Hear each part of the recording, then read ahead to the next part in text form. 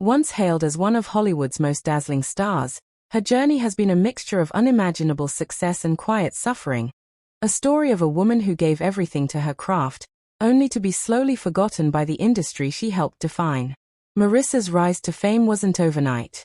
Born in Brooklyn, New York, in 1964, she grew up in a modest Italian-American family, where art and emotion were part of daily life. Her parents encouraged her curiosity, her love for storytelling, and her magnetic personality. She was the kind of person who could light up a room with just a smile, long before she ever stepped in front of a camera. But what most people don't know is that Tomei faced deep insecurities even then. The fear of not being enough, of not being seen, a fear that would later haunt her entire career. Her breakout came in 1992 with My Cousin Vinny. The moment she appeared as Mona Lisa Vito, audiences were spellbound. She was bold, witty, and unforgettable.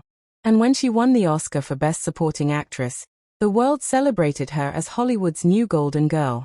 But behind the applause came whispers, cruel rumors that the wrong name had been read at the Oscars, that her win was a fluke. It wasn't true, but it didn't matter. The damage was done.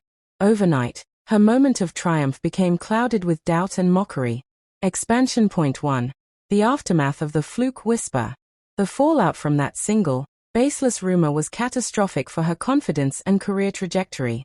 Instead of launching her into the A-list ensemble drama she deserved, the industry's doubt forced her into a decade-long period of self-proving. She felt compelled to chase roles that were deliberately raw and challenging, seeking validation not from critics or studios, but from the depth of the work itself. She consciously turned down lucrative, high-profile romantic comedies, the very genre that defined her early success, because she feared they would simply validate the whispers that her talent was shallow. Every script she accepted became a statement, a desperate, silent argument that she earned that golden statue.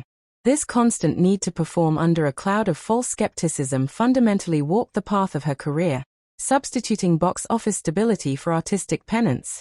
She gave Hollywood performances of raw, exposed vulnerability, yet received cold scrutiny in return. 4 years afterward, Tomei carried that weight silently. Every interview, every red carpet appearance, every new role came with unspoken pressure to prove herself, again and again. And she did. From In the Bedroom to The Wrestler, her performances showed a depth that few actors ever reach. She could make you laugh, cry, and feel all in one breath. But Hollywood rarely rewards subtlety. Instead of being offered more powerful roles, she found herself typecast, the girlfriend, the side character, the pretty face. As time went on, Marisa saw the darker side of fame, how women are treated like products with expiration dates. In her 40s, when she was still at the peak of her beauty and skill, she started noticing how fewer scripts came her way. Casting directors told her she was too old to play love interests, while male actors her age were still romancing women half their age on screen.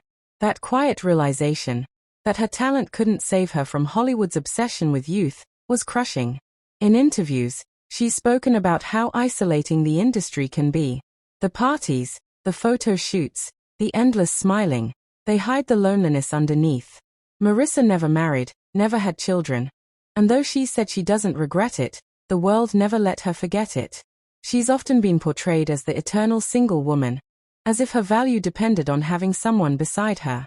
That constant scrutiny made her withdraw, not just from tabloids but from people. Expansion Point 2.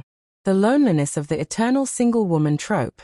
The media's obsession with her relationship status was not merely gossip. It was a deeply ingrained societal critique that undermined her professional achievements.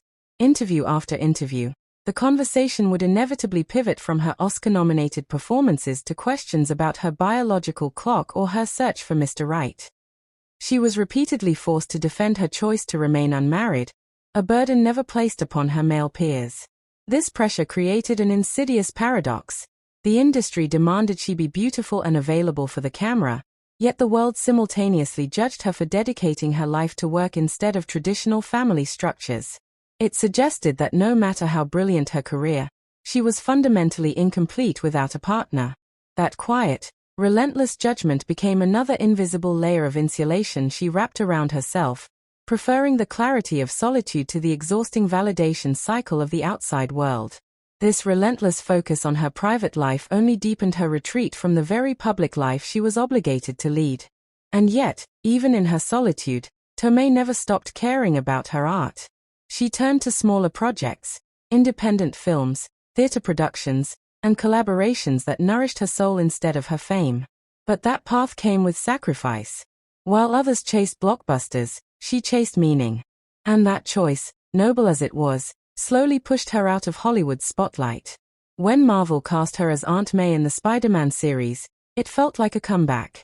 Younger audiences rediscovered her charm, and longtime fans were thrilled to see her again. But even then, the conversations around her were painful to watch.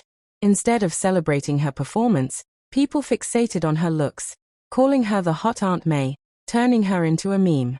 For a woman who spent decades being judged by her appearance, it was a bitter reminder that no matter how talented she was, Hollywood would always reduce her to beauty first, art second. Behind the glamour, there's been quiet grief. The loss of privacy, the endless expectations, the fading spotlight, it takes a toll.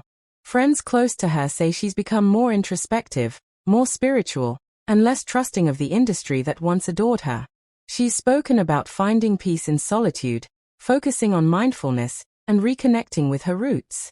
But sometimes peace comes from giving up on things that broke you, and that's the part of her story that feels the most tragic, that someone so gifted had to step away just to survive. It's easy to think of tragedy as something loud, a scandal, an accident, a fall from grace. But Marisa's tragedy is quieter. It's in the silence after the applause, the fading of her name in award shows, the scripts that never arrive. It's in watching a woman who gave everything to her craft slowly realize that talent alone isn't enough in a world that values image more than integrity. Her story is also a mirror for countless women in Hollywood, actresses who fight to be seen for who they are, not what they look like. Tomei once said in an interview, "The older I get, the more invisible I feel." It was a heartbreaking admission, especially from someone whose presence once filled theaters around the world. But invisibility, in her case, wasn't failure, it was survival. She's not bitter, though. In her own quiet way, Tomei has found freedom. She no longer chases validation or fame. Instead, she focuses on the art that fulfills her, teaching, supporting young filmmakers, and occasionally stepping back into the spotlight when a project truly speaks to her heart. That kind of strength is rare. At60, the tragedy of Marisa Tomei isn't just about fading fame. It's about the price of authenticity in a world that demands conformity. It's about a woman who refused to play the Hollywood game, even when it cost her everything. Her journey reminds us that beauty fades, trends change, but grace never does.